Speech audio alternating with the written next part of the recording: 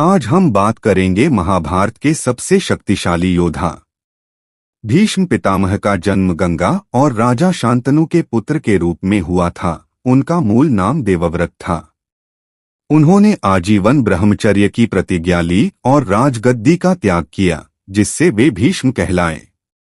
महाभारत युद्ध में वे कौरवों के सेनापति थे और 10 दिन तक लड़े। अंत में अर्जुन और शिखंडी के द्वारा पराजित हुए।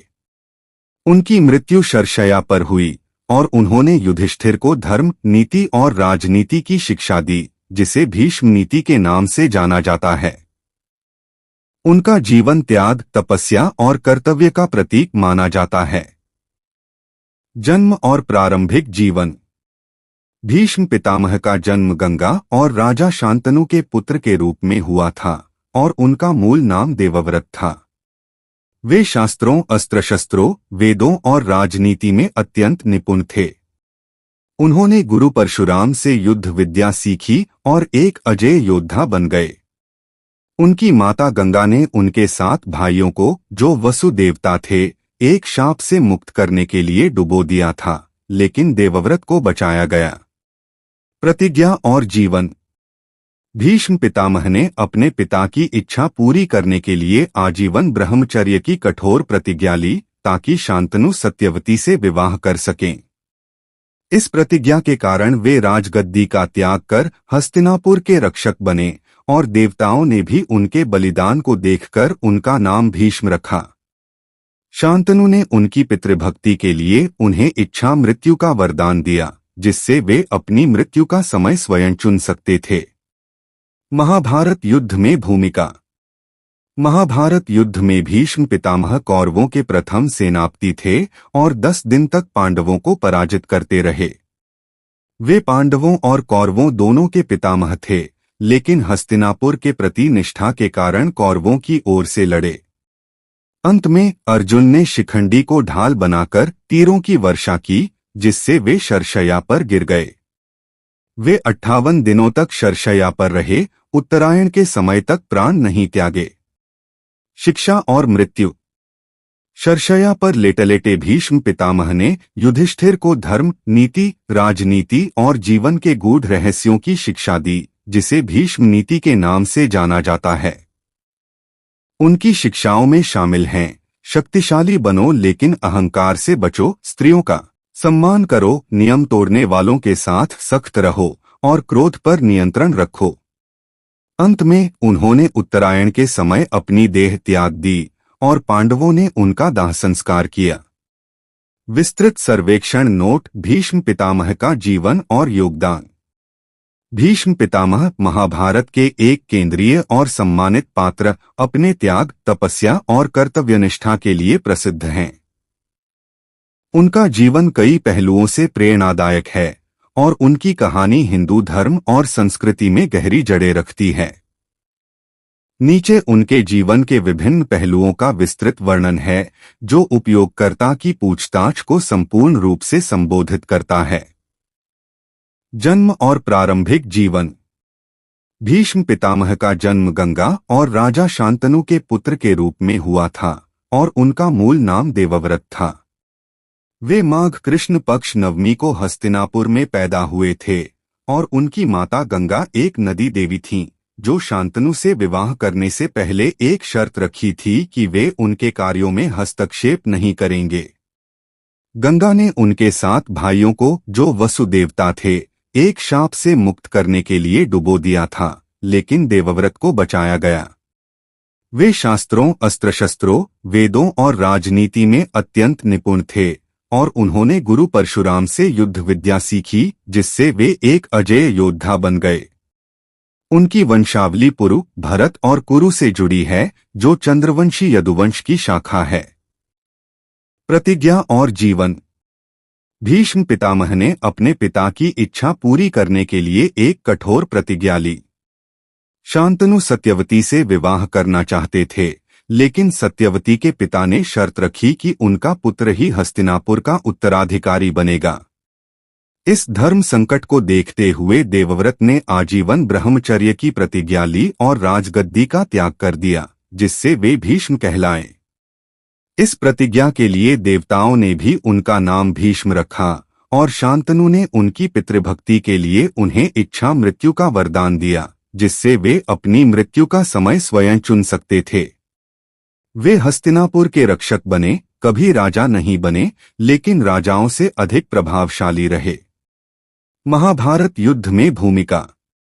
महाभारत युद्ध में भीष्म पितामह कौरवों के प्रथम सेनापति थे और 10 दिन तक पांडवों को पराजित करते रहे। वे पांडवों और कौरवों दोनों के पितामह थे, लेकिन हस्तिनापुर के प्रति निष्ठा के कारण कौरवों की ओर से लड़े। युद्ध के नियम बनाने में भी उनकी महत्वपूर्ण भूमिका थी, जैसे कि रात में युद्ध न करना और निहत्थे योद्धाओं को न मारना। 9वें दिन उन्होंने अर्जुन को गंभीर रूप से घायल किया, लेकिन 10वें दिन उन्होंने खुलासा किया कि वे एक नपुंसक शिखंडी के सामने नहीं लड़ेंगे। पांडवों ने इस अवसर का लाभ उठाया और अर्जुन ने शिखंडी को ढाल बनाकर तीरों की वर्षा की, जिससे भीष्म शरशय्या पर गिर गए। वे 58 दिनों तक शरशय्या पर रहे, उत्तरायण के समय तक प्राण नहीं त्यागे, क्योंकि उनका इच्छा मृत्यु का वरदान था। शिक्षाएं और मृत्यु। शरशय्या पर लेटे भीष्म पितामह ने युधिष्ठिर को धर्म, नीति, राजनीति और जीवन के गूढ़ रहस्यों की शिक्षा दी, जिसे भीष्म नीति के नाम से जाना जाता है। उनकी शिक्षाओं में शामिल हैं: शक्तिशाली बनो लेकिन आत्म प्रशंसा और अहंकार से बचो। स्त्रियों से अधिक संपर्क न करें, उनका सम्मान करें और उनकी रक्षा करें। नियम तोड़ने वालों के साथ सख्त रहो, लेकिन दंड देते समय जांच अवश्य करें।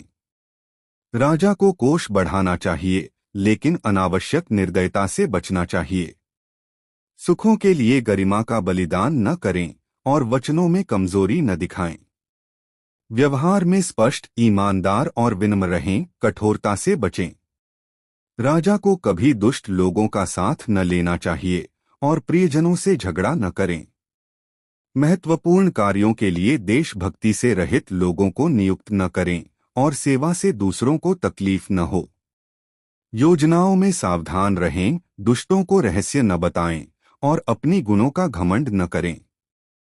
संतों का सम्मान करें, उनकी संपत्ति पर कब्जा न करें और राजा को हमेशा धर्म का पालन करना चाहिए। कड़वाहट से बचें, ईश्वर में विश्वास रखें और दान में सावधान रहें, अनुपयुक्त व्यक्तियों को दान न दें। लालची लोगों को धन से मदद न करें, गलत व्यवहार वालों पर विश्वास न करें और राजा को शुद्ध रहना चाहिए, किसी से नफरत न करें। बुरे आचरण वालों को शरण न दें, गुप्त योजनाएं किसी से न साझा करें और विद्वानों का सम्मान करें, गर्व से बचें। गुरु की सेवा और सम्मान करें, ईश्वर की पूजा स्वार्थ रहित करें और धन धर्मपूर्ण तरीके से कमाएं। आक्रमण करने से पहले जांच करें, ज्ञान के बिना कार्य न करें और दक्षता राजा की विशेषता है, लेकिन अवसरों का लाभ समझदारी से उठाएं। किसी को छुड़ाने के लिए चापलूसी न करें। यदि राजा दयालुता दिखाए तो उसकी गलतियों को न देखें और बुजुर्गों की सेवा भक्ति और प्रेम से करें। शत्रुओं को पराजित करने के बाद शोक न करें, क्रोध पर नियंत्रण रखें, अचानक गुस्सा न करें और आहार में सावधान रहें। स्वास्थ्य के लिए हानिकारक भोजन न करें, चाहे वह कितना भी स्वादिष्ट क्यों न हो। अंत में भीष्म पितामह ने उत्तरायण के समय अपनी देह त्याग दी और पांडवों ने उनका दाह संस्कार चंदन की चिता पर किया। वे 150 वर्ष जीवित रहे और उनकी आयु उस युग में सामान्य थी, जहां 200 वर्ष तक जीना आम था, जो शुद्ध वायु, पर्यावरण और योग के कारण संभव था। महत्व और विरासत। भीष्म पितामह का जीवन त्याग, तपस्या, धर्म और कर्तव्य का प्रतीक है। उनकी कहानियां आज भी लोगों को प्रेरणा देती हैं और उनकी शिक्षाएं भीष्म नीति, नेतृत्व, नैतिकता और जीवन के लिए मार्गदर्शन प्रदान करती हैं। वे एक ऐसे योद्धा और गुरु थे जिन्होंने अपने कर्तव्य को सर्वोपरि रखा, भले ही इसका परिणाम उनके लिए कठिन क्यों न हो। उनकी मृत्यु के बाद युधिष्ठिर ने उनके पास से जो ज्ञान प्राप्त किया, वह महाभारत की कथा का एक महत्वपूर्ण हिस्सा है। इस चैनल पर ओएस तरह की और एंशिएंट हिस्ट्री बेस्ड वीडियो आती रहेगी, इसलिए इस चैनल को लाइक शेयर करो और